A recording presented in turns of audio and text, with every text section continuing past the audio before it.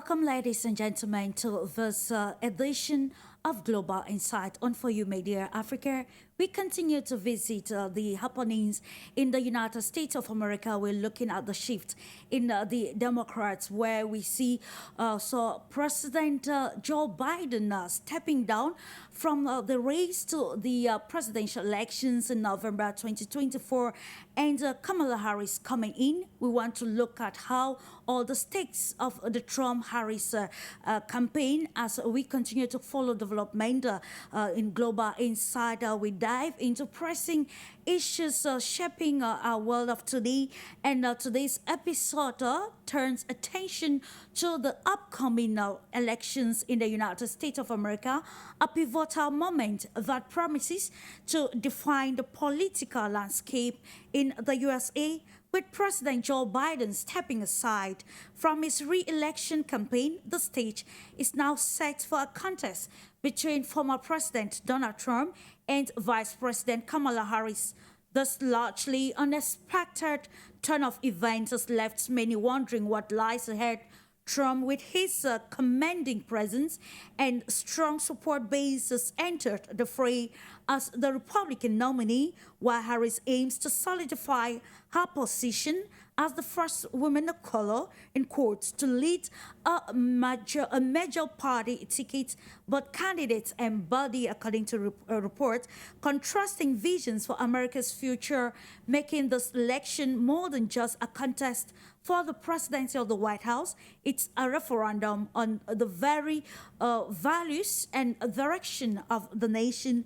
Thus, what major stakes can we watch out for in the run-up to the November 5th polls with Trump and Harris?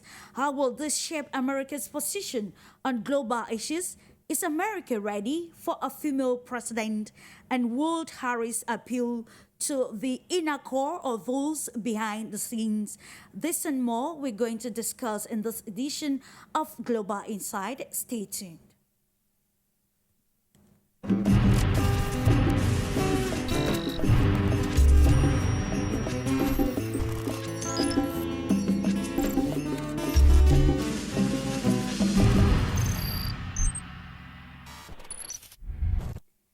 Is the United States of America ready for a female president?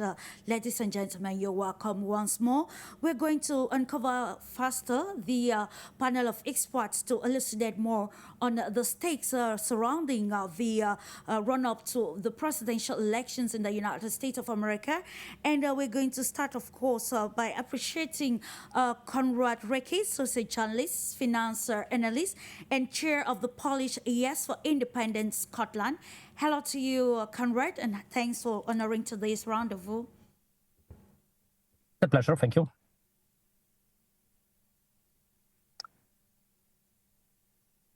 Well, first thing is that we can be sure that there is a lot more unknowns in this history than things we can be already sure.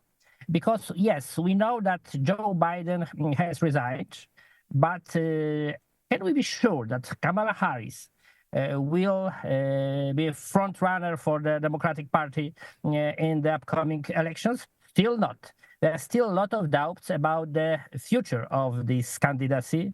Well, first of all, it should be accepted by the Democratic Convention in August. Among a lot of voices of support coming to Kamala Harris from all over the world, there is one very important absence. There is no voice of Barack Obama. So that's the reason why so many commentators, why so many analytics seem to believe that there is still a hidden card in this poker, that Michelle Obama is still a secret weapon of the Democratic Party, as all the polls show that she is the only one person now allowed to achieve more than 50% of votes and to prevent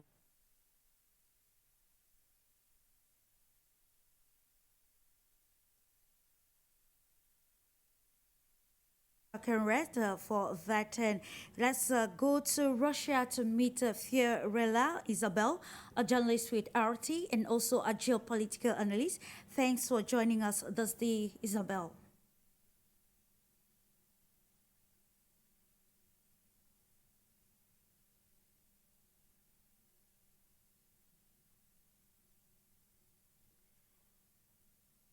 While waiting for everything to be okay with Isabel, just to let us know that Steve Gill, a political commentator from the United States of America, will be joining the conversation, and also FIDEL, also international relations expert and also security analyst, will join the conversation as we continue to analyze the development in the political scene happening in the United Nations, in the United States of America. Back your pardon, we saw the turn of things where President Joe Biden Sunday announced that he is stepping down in his candidacy as the president or Democrat president or candidate in the upcoming presidential elections in the United States of America.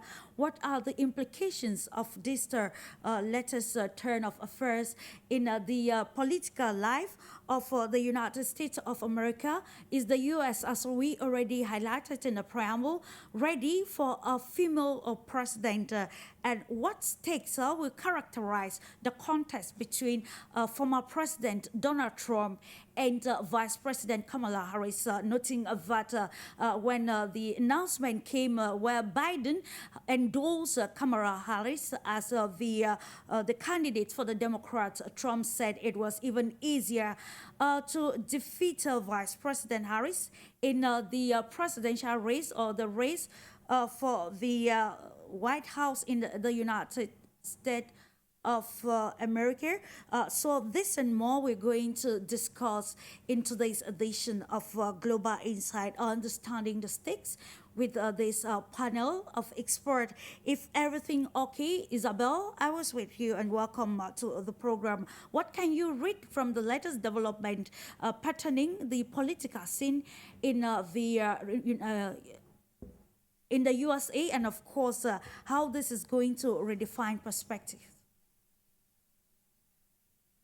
Well, I have a more pessimistic point of view. I see what is happening as a reoccurring nightmare in the United States, a cyclical event that keeps happening every 4 years, where you have two people that are not really selected by the public. You could say Donald Trump is more popular, has more of a populist message in terms of his supporters and in terms of seemingly reflecting an outsider perspective. But in reality, as we know, in 2016, when he won the election, much to the chagrin of Hillary Clinton, he actually didn't drain the swamp. He did everything counter to that. He embedded the administration with CIA, really terrible people like Mike Pompeo, like John Bolton, and he didn't do a lot of the things he said he would do. He didn't start any wars, but he sure continued them. And so now people are saying that maybe Trump has changed. Maybe he's coming in with a vengeance because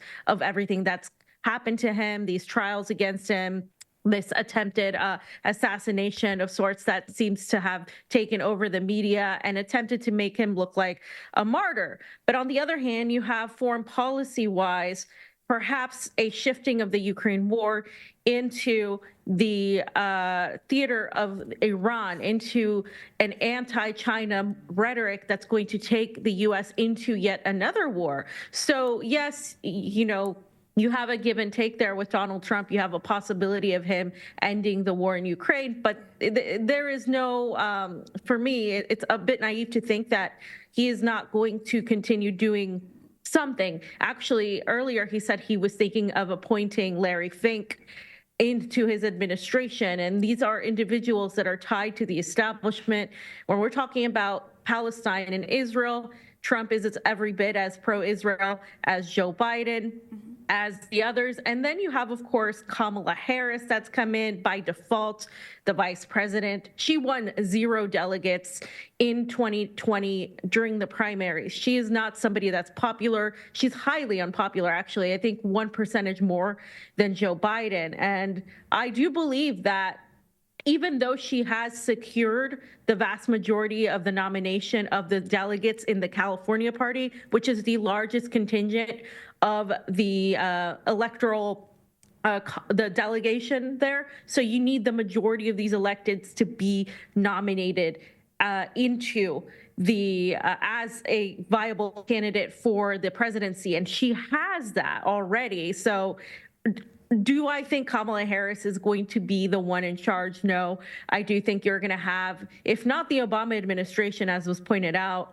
if not the Hillary Clinton contingent of the party, I don't think Kamala Harris is intellectually equipped, to put it kindly, to lead any sort of political anything. We've seen the way she talks. She's not Joe Biden, but she's also not very bright or well-suited to discuss foreign policy, to discuss any international matters of diplomacy. So what we see here is just a very, very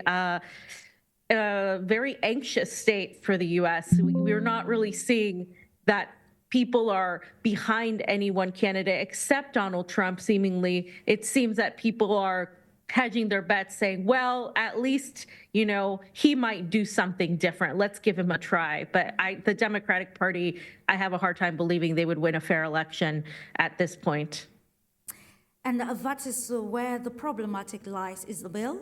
Coming back to you, Konrad, when we listen to the preamble and other analysis or viewpoint of some pundits patterning the political development, especially as far as the candidates to lead the Democrat is concerned in the United States of America, we are bound to ask the question, like Isabel highlighted, the position of delegates. Donald Trump actually, Joe Biden, I beg your pardon, was actually heading towards being the front runner of the Democrats, and with the turn of things, we see him endorsing Kamala Harris.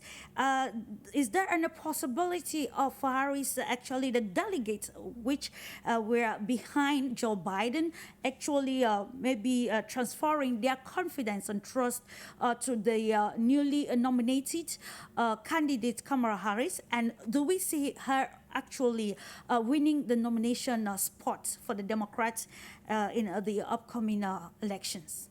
Konrad? Yeah, I would say that it's another proof that the neoliberal democracy in the West just coming to the end, because it's absolutely transparently shown as a fiction.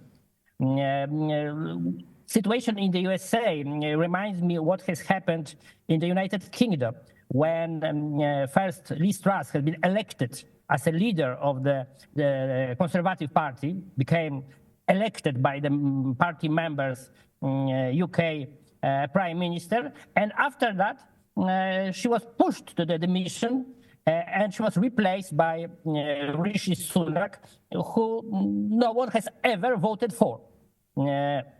So one of the oldest Western democracies, United Kingdom, proved that these democratic procedures are no longer valid. So they are no important anymore, even as a kind of explanation to the people where from the government is coming.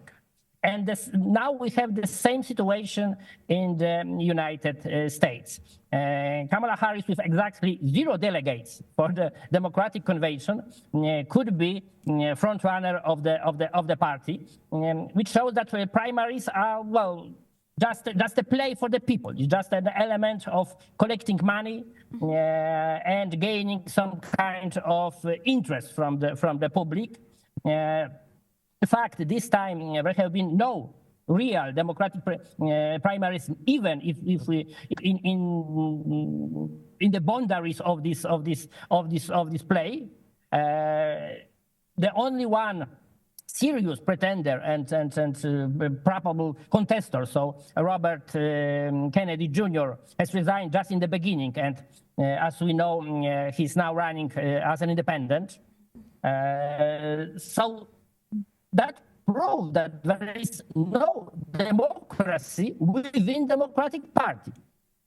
And well, it's not a good, of course, message and positive message for the others that the Republicans are not supporters of the real republic, that they are just another supporters of the oligarchy and the tyranny. So it's so there are no good news for the American voters at all. But yes, I think that it's very important to observe this maneuver related to the Democratic convention, because I totally agree with Isabel that it's still absolutely possible that the elites of the party could make another trick just in the very last moment, treating Kamala Harris just as a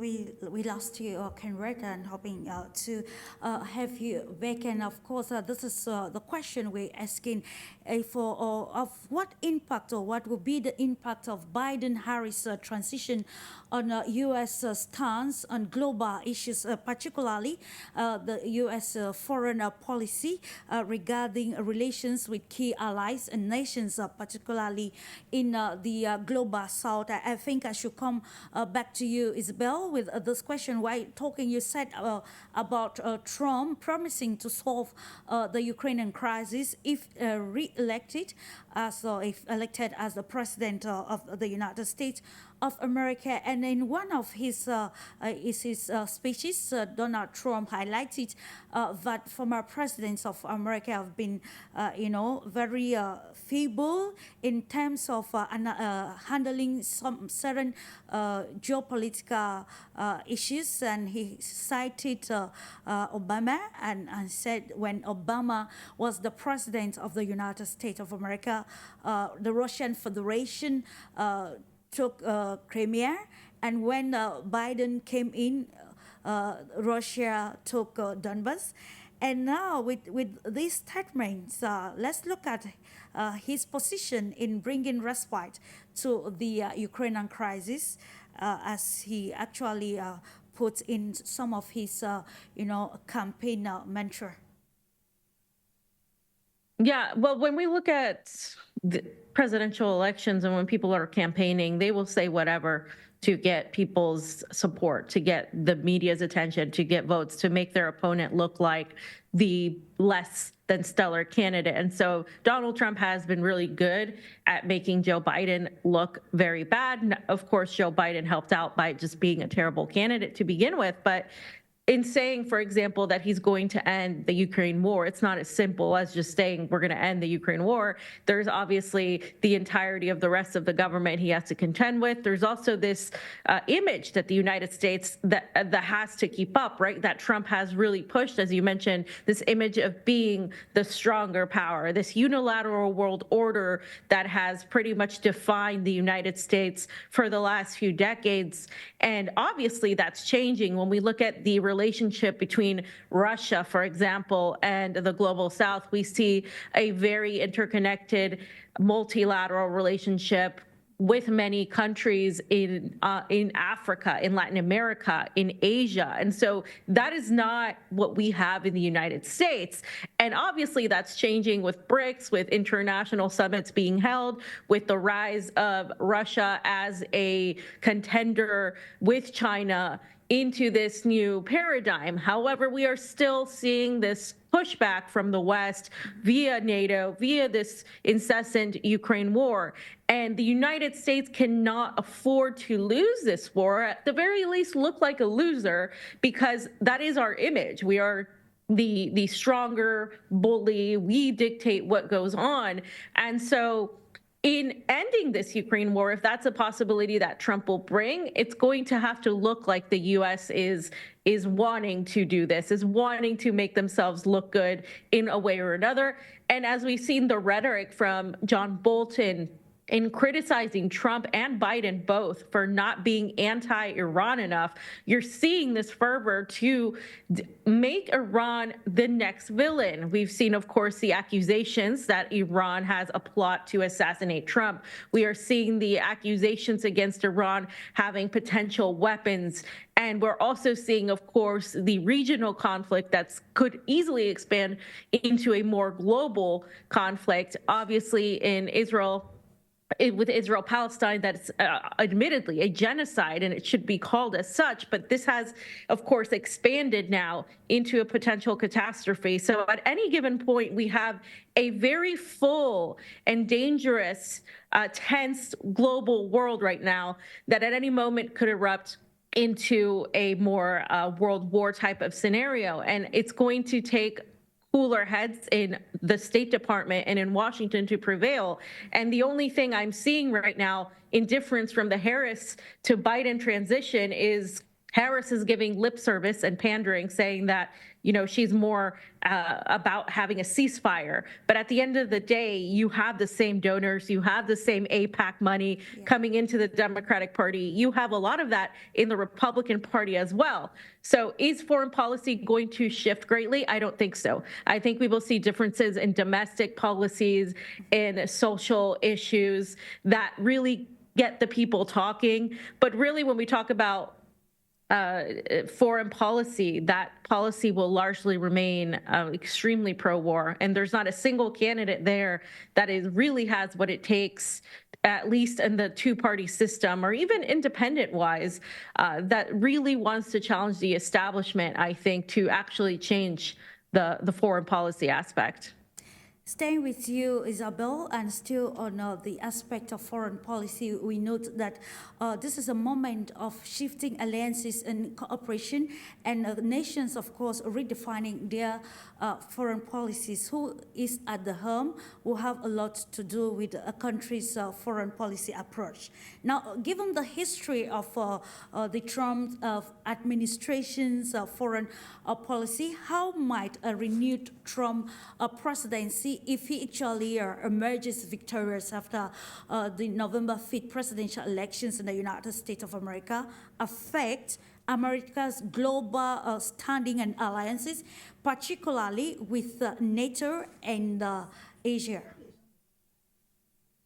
I think that the Trump administration, because on the Republican end, you have a lot of anti-China fervor, you're going to see that renewed, that continued. Obviously, with the Biden administration, we saw the delegations being sent, we saw the military drills in the South China Sea. But I think with the Trump administration, you're going to hear more of the rhetoric that China is trying to encroach upon the U.S., not U.S. policies only, but also U.S. culture, that they're going to try to control, that they are an enemy that needs to be confronted, which is insane because our economies are so interlinked together.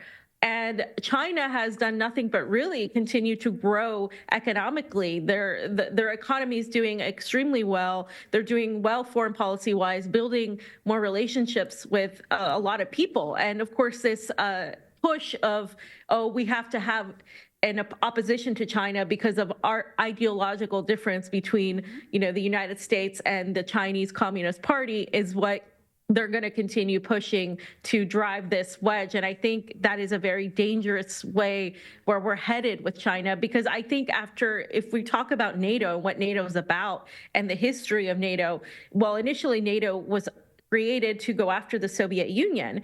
But what's left of the Soviet Union, of course, it's no longer functioning, is Russia. And Russia has developed their industry in recent years. They have succeeded in developing themselves from a position where they were at a very economically disadvantageous level. And so now they are growing and they have so many resources that are untapped. So for NATO, this is an existential war. This war is not with just Russia. This war is with what's behind Russia, with China, what that represents, a loss of power, a loss of this high advantageous ability to dictate what goes on around the world, and also the influence of that opposition by Russia.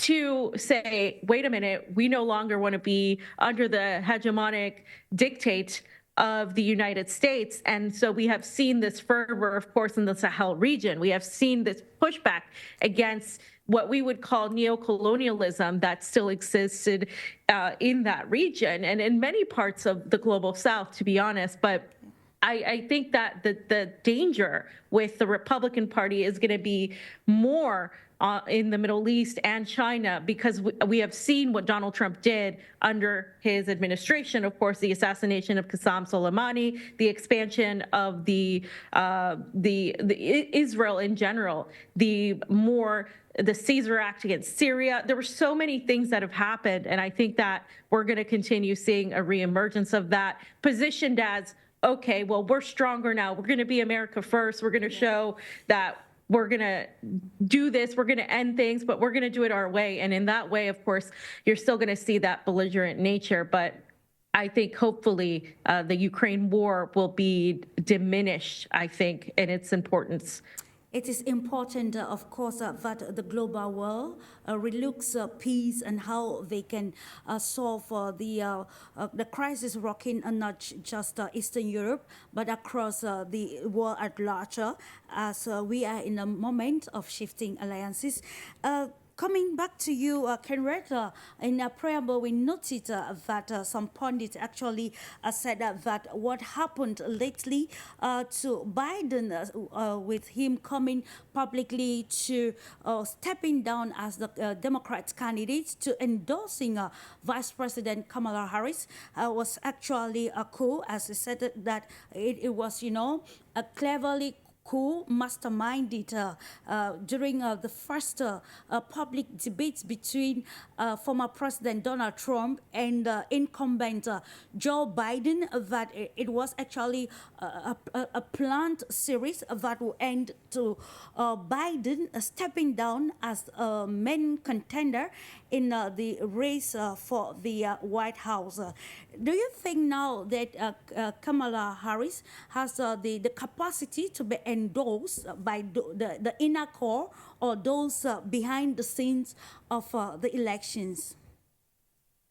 Oh, well, when we observed Joe Biden during this debate, but not only then, we could see how big mistake was to let him run in this election. This recognizing, miscalling Kamala Harris, Donald Trump first, calling Volodymyr Zelensky with the name of President Putin. That was absolutely disaster for the for the presentation of the American president, the most powerful in the world, as is that person called. But in fact, the problem is that if the problem of the health conditions and the age of Joe Biden was the problem with him, and he was, of course, not able to use his age in so brilliant method, like, for example, Ronald Reagan did. We all remember this famous debate between Reagan and Mondale in 1984, when about the age issue, Reagan seized Mondale, saying that, no, I don't want to hold the age issue because I will never use young age and inexperience of my competitor. And that was the end of discussion about the Ronald Reagan's age. Of course, Joe Biden is no Ronald Reagan. Joe Biden is not actor. Joe Biden has never been brilliant anymore at all. And the problem is that Kamala Harris isn't either. So in the worst period of his olderness, Joe Biden is still a way better experience, of course, and still more connected to the world that Kamala Harris in her youth, in her 59, ever been. So yes, that's the problem, that I cannot recognize any intellectual capacity in her to be a front runner, not mentioning to be a president of the United States. And the problem is that, Democratic Party is not able ever to reach for people like Tulsi Gabbard, like Bernie Sanders, not mentioning presently independent ones like Robert Kennedy or Cynthia McKinney or anyone who is the real progressive candidate, who could be real progressive candidate, could be a real reminder of what Democratic Party used to be decades ago. Of course, no, now it's just the point of choice between the military industrial complex supporting directly Trump and globalistic finance supporting Joe Biden and now probably Kamala Harris or maybe Michelle Obama. That's the only choice Americans has, and that's the tragedy for the United States. I completely agree that I don't believe that in any if any choice of America. So with Kamala Harris, we will have as well continuation of the Ukrainian war. And of course, probably also other conflicts, including the tragedy of Gaza, this Holocaust, which is held by Zionists in Gaza. And unfortunately, with Trump, that will be exactly the same. So we will have probably no ceasefire in Ukraine, but just additional wars, additional new fronts of conflicts. For example, in Iran, despite that reformist has already won the election in Iran and declared that they are ready to return to this negotiation with the West, following all agreement signed by Barack Obama. We can be sure that would be yellow peril. That would be another yellow peril. That would be a strong propaganda attack against China, but not only propaganda ones. We know that a couple months ago, European Union declared that will follow American decision about the customs against China's production, especially in motorization, in electric cars coming from China. That's, well, very significant, but because of without Chinese supply chain, there will be no further energy transformation in Europe. So that would be catastrophe for the present current stage of the energy politics of European Union. So the only change could be that if Donald Trump returned to the White House, he will ask all the American allies to pay more for the American hegemony. That will be the only difference, and he will do that straight, with the TV cameras going on, and said, okay, pay, like, typical gangster, just pay for the security. Let me stay with you. You just highlighted something peculiar to the personality of Vice President Kamala Harris. With all you've said, Konrad, is it possible? Are we indirectly saying that it will be difficult for her to earn the official nomination as the candidate, the Democrat candidate, or is there another person in the Democratic Party that can take the position? Yeah, well, in fact, when we consider Democratic Party, we can see hardly no personalities at all within that party. No one left. No one left to be pushed to the front. Let's see who is mentioned as a co-runner, as a probable Democratic candidate for the vice president.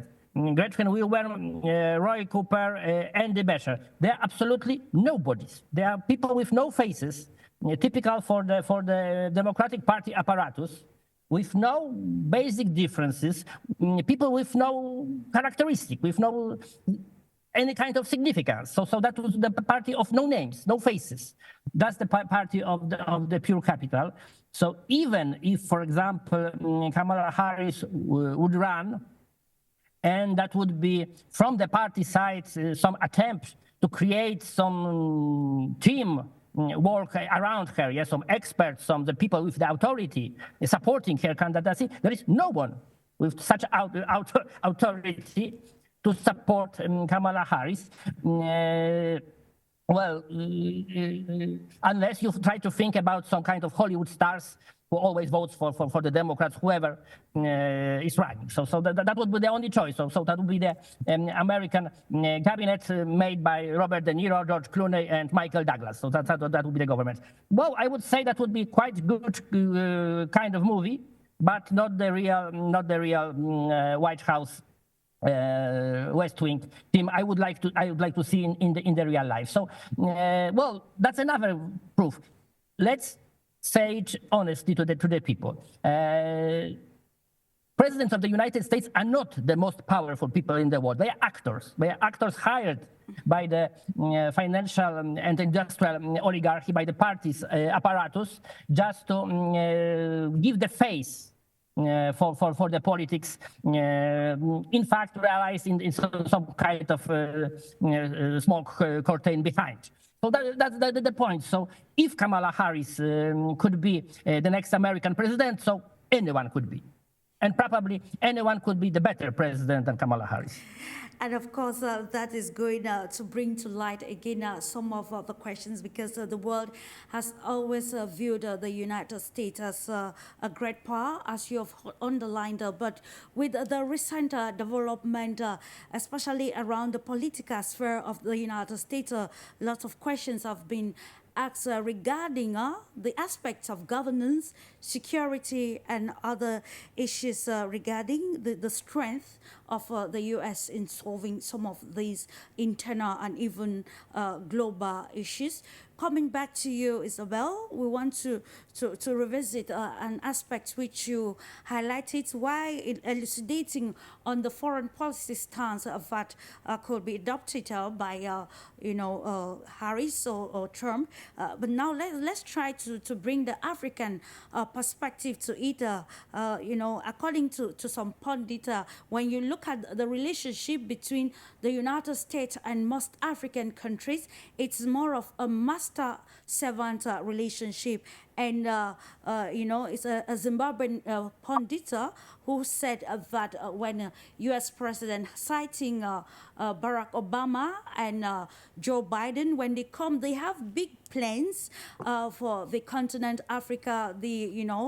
Say big things, but in reality, it is not materialized. But then he said the U.S. Seems to be countering China and Russia in Africa. Let's look at how this is already an impediment, and how the turn of things in the United States of America will reshape Africa's presence in the global arena. Well, you're right. I mean, you said it. I mean, the United States' attitude, and much of course, the Garden of Europe, as they call themselves, have been exactly that of master and, for lack of a better term, a servant.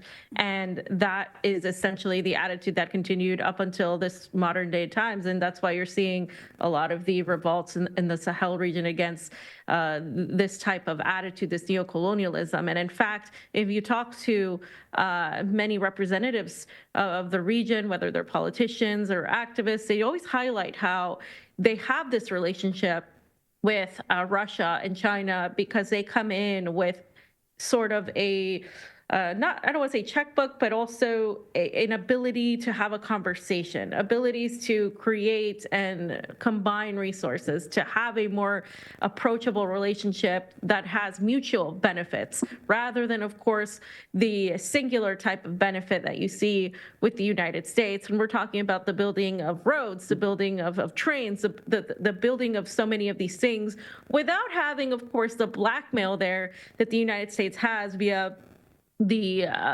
CIA cutouts that they use to basically exploit the resources of these countries. And you see it in Africa, and you see it in Latin America, the same type of thing. You have AFRICOM, you have SOUTHCOM, you have all of these cutouts that are basically there positioning themselves as humanitarian aid of sorts, as people trying to bring democracy, which is in itself a very arrogant and just a very deprecating point of view from the West. But they absolutely then, of course, tend to try to control these governments to push people in positions to turn them against each other. And much of the conflicts we have seen in the 21st century in these regions has come from the United States and Europe's involvement. And with this the Democratic Party, you see more of that. You see more of these liberal cutouts.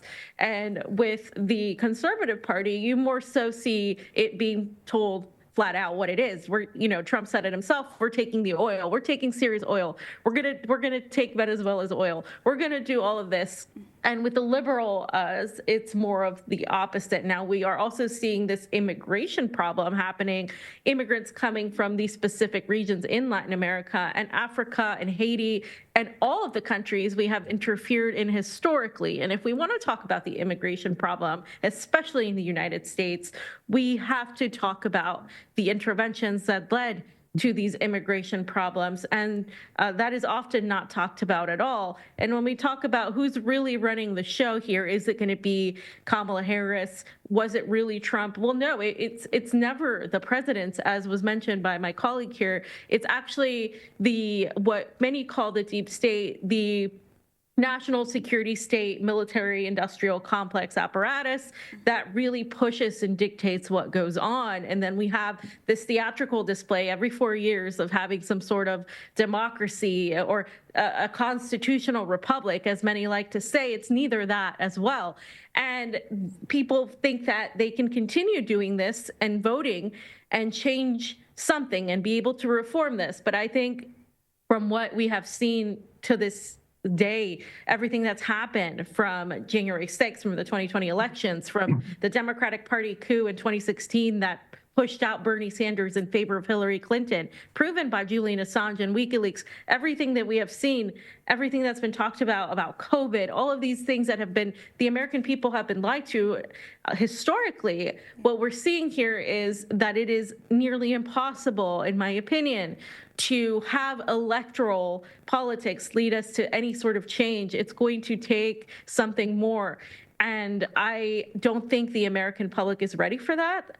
I think right now they're still trying to work this out in a very reformist way. But what we're seeing in other countries and what we've seen in other countries is the ousting of negative governments on their own, not with, of course, a U.S.-backed coup, that the coups we have seen, but on their own accord. And I think that is because all of these people, whether it's been in Niger or in other parts of the world, they have been on the receiving end of U.S. sanctions, of U.S. hegemony, of blockades, of bombs being dropped. So they have an idea of what is required to change things, whereas in the U.S., and you could even say France, they know how to do this. But in the U.S., we don't really know. We're kept very focused on our own distractions. And so I don't think any of that is going to change. But what I do see is the world moving on, whether it's in the global south, whether it's Russia, Asia, China,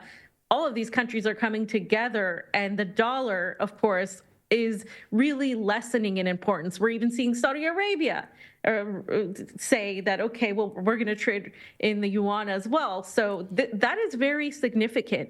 And I don't think we're going to be able to keep up. In fact, I think the decline is imminent. It is present and it's begun. It's just not going to happen overnight. Indeed, the world moving on with new definitions of sovereignty, democracy, governance.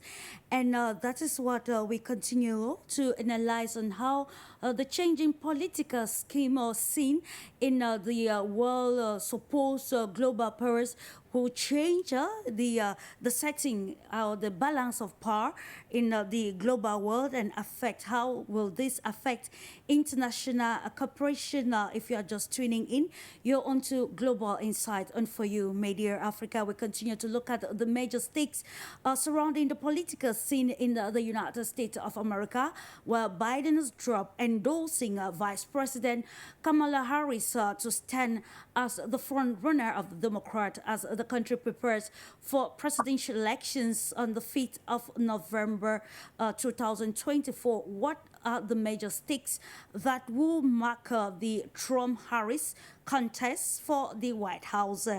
Coming back swiftly to you, Conrad, we continue to look at the aspect of governance, democracy with the political polarization happening in the United States of America. How will the outcome of the elections influence global perception of democracy and governance in the United States? Oh, well, that's a very important question because as Isabella has mentioned, the United States attacked and invaded several countries in the last 3 decades with the lessons of democracy, and to show the world how the democratic states should operate. And now there's in serious doubt wherever we can find democracy in the United States itself. That's the problem. So to be consistent, the United States should invite it itself, just to well, solve all these doubts and to finish all these very serious threats to the democratic system within this country. But being serious, well, I would say the problem is not only related to the lack of democracy in the United States, because it's obvious, it's just obvious. The only purpose of this place with candidates of the main parties is to keep circus on going. Yeah, that's the point. The show must go on, and the political show is also kind of very big, profitable business as well. So, and from the perspective of the ordinary people, people should be just kept polarized as much as possible. We should be in permanent conflict between each other, just to have it unsolved, and to see our people just from the next living next to us as our enemies. Not to recognize system as an enemy. That was one of the main purposes of this politics. And another one is alienation. People lose any interest in politics when it shows that it's not treated seriously anymore. That the decisions are made above them, and they even stop to pretend that any voters could really have an influence to the election. Of course, there is much more things with this crisis of the United States and hegemony. I would say that the most important are, of course, economical ones and financial ones. As Isabella has mentioned, present stage of international interactions is that, for example, America has no simple solution how to prevent China from becoming the largest global economy. That's China, which are absolutely easy for them to fuel speculation with dollars. They are second greatest owner of the U.S. public debt. So that's still, it's no way for the United States to repeat infamous Plaza Astor trick against Japan in the it's not so easy for them to have China stopped.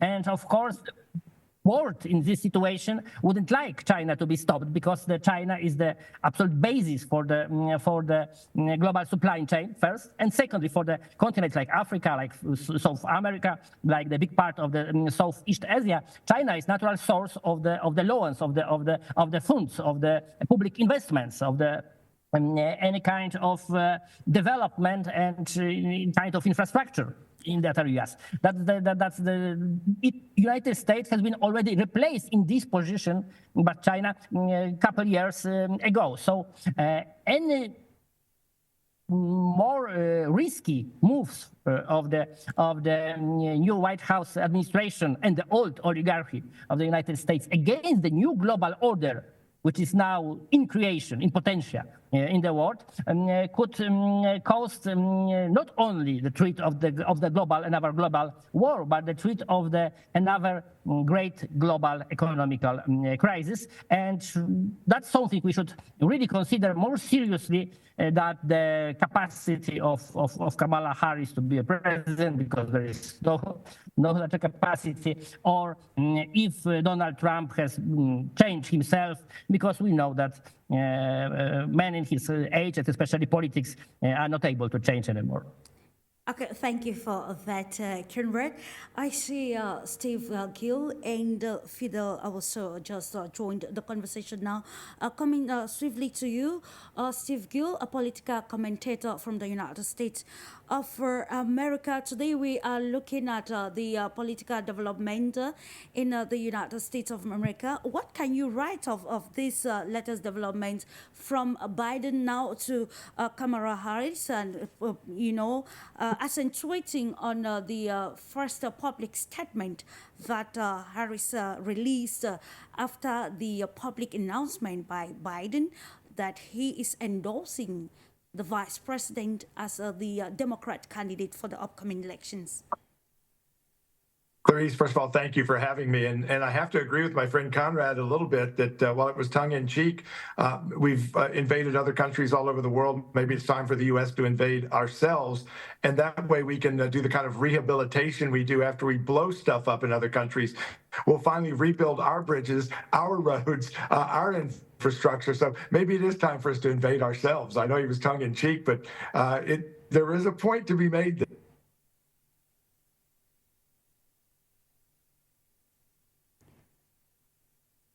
Unfortunately, we lost you, Steve Gill. Hopefully to come to you subsequently, just to remind our viewers that they're glued to the Pan-African Television for You Media Africa, analyzing the stakes or political stakes of the run-up to the presidential elections in the United States of America.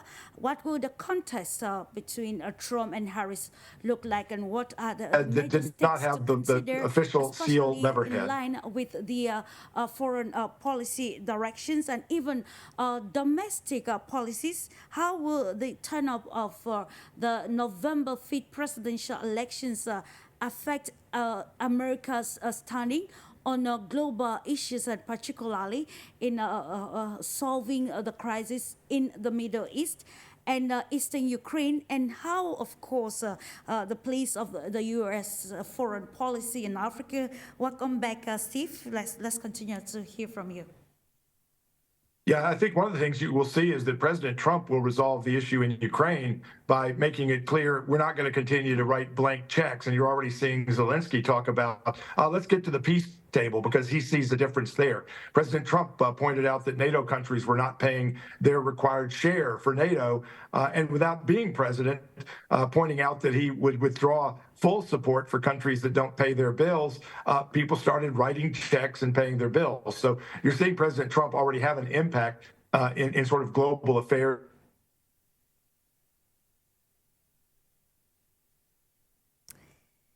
We lost him again, and of course, if Fidel can hear me, we're looking at how the turn-up of the elections in the U.S. will affect the U.S.'s foreign policy, especially as far as the African continent is concerned. Looking at the immigration policy that might be adopted by should Trump actually emerge victorious in the November 5th polls.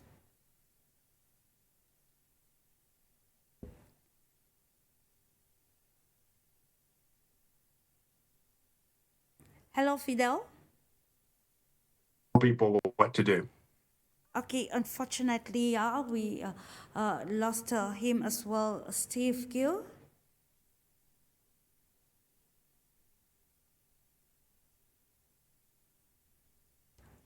Oh, just to remind us of that, we continue to reflect on the multidimensional and, of course, geopolitical consequences of the happenings in the political scene in the United States of America. looking at Trump now, Kamala Harris, what are the major stakes, of course? So what role will the public sentiment regarding race and equity play in shaping the narratives around Harris's candidacy, and how might this resonate with international communities, of course, also considering global crisis, including conflict and economic instability? How will the turn up of the elections in the United States of America redefine global, approaches to solving some of the problems, economic crisis, and even crisis, conflict?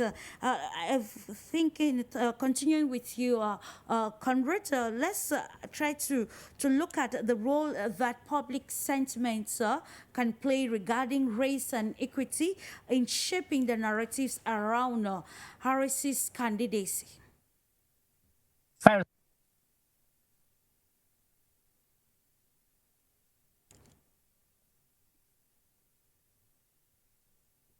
them to pay for the any kind of security coming from the United States.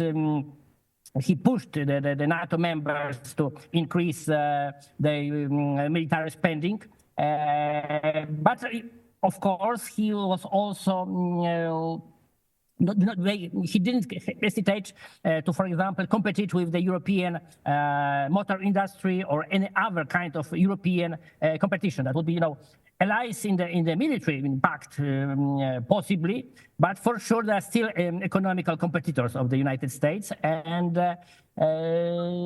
we can be sure that from this point of view, Trump as a candidate of the American industry, of the American more traditional phase of economy, could be very hard negotiator for the European communities, and as well we can see, I think, this change in the image of the American hegemony, of the American leadership all over the world. Trump is the one who do not pretend that America is just nice uncle giving gifts all over the world. No, America is the superpower, is the global hegemon, and wants to be paid from the vassal states, from the vassal governments, if they want to be still allies of the United States. That's the all Roman, I would say, ancient Romans techniques of the politics. We know these, nice gestures typical for Obama or for Clinton or for any other, especially Democratic presidents, who did exactly the same. We have the different phraseology. So that's the point. And one thing more that we have to think that when we discuss about the next American president, we discuss about the beginning of the next year. If Joe Biden is not able to run as a candidate for the president, how is he able to be a president? Absolutely. That's one of the most serious questions no one asked for. If he's not able to be a candidate, he shouldn't have access to the nuclear codes anymore. He shouldn't be responsible for the presenting solutions for the economical crisis in the United States anymore. He's not able to hold the office. That's the point. And Democratic Party has just given the answer that it is, that's the fact. Yeah. If they believe that Kamala Harris has capacity, which is of course a nonsense, to be American president, so give her a chance now. That would be, pathetic, of course, but, that would be something consistent. Yeah, that would be something consistent. The United States has no president in charge anymore. So, be consistent. Bringing us to the complexities, of course, surrounding the leadership of the United States of America. If Steve Gill has rejoined, we want to understand, when we look at Trump, he, according to public opinion, he is more of a pro-Israel, and his running mate, which he actually nominated in last week, is largely pro-Israel. And we are looking at also who can run alongside Vice President Kamala Harris should she win the trophy of standing officially as the candidate or the front runner of the Democrats Party in the upcoming election, Steve? Again, let me agree first with my friend Conrad. If Joe Biden cannot run as president, he should no longer be serving as president. He clearly does not have the mental or physical capacity to do the job. It is past time to remove him. And as bad as it would be with Kamala Harris as president, it's going to be a safer world with Joe Biden not perhaps confusing his medic alert button with the nuclear code button. So I agree. Yeah, it's time to remove him. I think that President Trump, in picking a younger version of himself, essentially with J.D. Vance, is setting the stage for not just the next 4 years, but the next possibly 8 years or more with his policies being in place. The Republican Party under Donald Trump is not the typical elitist party of the past. It is a more populist conservative party, and I think you're going to continue to see those differences noted during the course of this campaign. I think that he will be supportive of Israel. I think if Kamala Harris is president or the Democrats win, they'll be supportive of Israel. But again, I think that President Trump will try to withdraw us from imposing our will on the world and instead return to leadership rather than bullying to get our way in the world. I think he's going to be more willing to use tariffs to force open markets, to force more fair trade across the globe, which will change the dynamic. But I think most importantly, when he was in, we didn't have wars. We had a more secure America. We had a more prosperous America. And when America is more wealthy and prospering, it raises the boats around the world as well. So I think that getting American prosperity on track will certainly be helpful for a lot of places around the globe. Indeed, the next leader will determine, of course, American stance on climate change, international trade, and of course how the U.S. can shape diplomatic relations with other countries as the world moves towards setting a new world order. We're going to continue with you, Steve. When you talk about the mental acuity or fitness of Joe Biden, which is already questionable, and also questioning why he should remain president if he is feeble and not able to stand as a candidate. Let's bring back, of course, this issue to analyze some of the decisions which have been taken by the Biden administration pertaining the war in Eastern Europe, that is the war, the Ukrainian war. Do you think this feeble mental capacity should have contributed to some of the drastic decisions that saw, Trump would call it Biden sending U.S. money to Kyiv, and of course, how has this affected decisions taken by Biden in recent times pertaining the involvement of the U.S. in the Ukrainian crisis? I don't think we can ignore the Biden personal financial interest in Ukraine. His son Hunter made a fortune there, and a lot of that money has flowed into the pockets of Joe Biden. You have the military-industrial complex that as we pull out of places like Iraq and Afghanistan, they got to have another war. They got to sell more bombs, more missiles, more tanks. And I think, unfortunately, they saw the Ukrainian conflict that they generated as a way to continue that. I think President Trump has made it clear that he will ask for first accountability on the hundreds of billions of dollars that have been spent in Ukraine. And I think that you're already seeing the impact of his likely election, that Zelensky is now saying he's willing to negotiate with Russia and find a way out of this. So I think President Trump, again, is already having an impact there. And you've got J.D. Vance, who's also been very critical of our involvement and financial support of Ukraine in that conflict that was really a making of NATO, trying to push their borders closer to Russia. Those of us who have criticized the Ukrainian conflict, those of us who have questioned where has the money gone, have been claimed to be, traitors, to be, pro-Putin. doesn't have to be pro-Putin to ask, where's the money going when we're spending hundreds of billions of dollars with the most corrupt regime in the entire world? So I think President Trump will be a decidedly different leader when it comes to Ukraine. And I think Zelensky and Europe are already seeing that. I don't think you're going to see Israel given a complete blank check with respect to Gaza under President Trump. You see the concerns that the Biden administration has had, where they're trying to cater to the anti-Israel activist in their own party, and at the same time stay tied to Israel. Kamala Harris's husband is Jewish. She's looking at prospects for a VP nominee who are Jewish, the governor of Pennsylvania.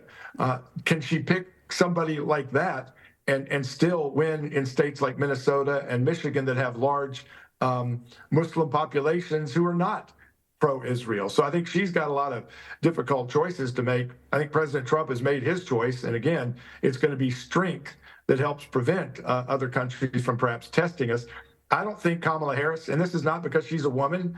I mean, you had Margaret Thatcher, who was an iron-willed leader of Europe, of the UK. You know, she was a woman, but Kamala Harris does not have the capacity to go face-to-face with Putin, with President Xi, with President Kim Jong-un, or even to stand side by side with our allies. And I think that weakness invites testing, and I don't think you're going to see the same testing if President Trump is reelected. Thank you for that, and it is very imperative, Steve. One last question before we culminate today's edition of Global Insider. From all you've said and other experts, we can actually summarize to saying that who becomes the next president of the United States of America will determine the foreign policy stance of the country, would determine the leader will actually give importance to as far as the domestic affairs or policies of the country is concerned. So the question is, how do the different economic policies proposed by Donald Trump and now Kamala Harris resonate with the global economic landscape, particularly in relation to emerging markets and developing economies? And with us. Well, domestically, I've said for a while, it really doesn't matter whether Joe Biden or Kamala Harris is serving as the president.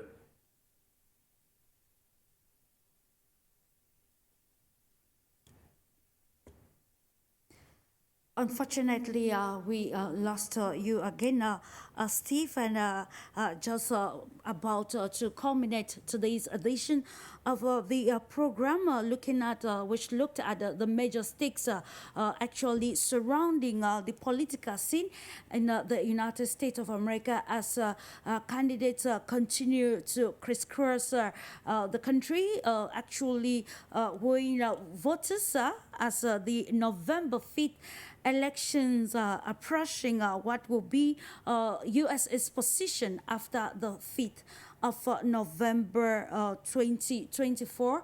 Just to note that, ladies and gentlemen, every one of them, we are going the world to was come safe. back to this very important topic subsequently to continue to analyze the shape, the stakes in the United States of America. You may want to conclude briefly, Steve.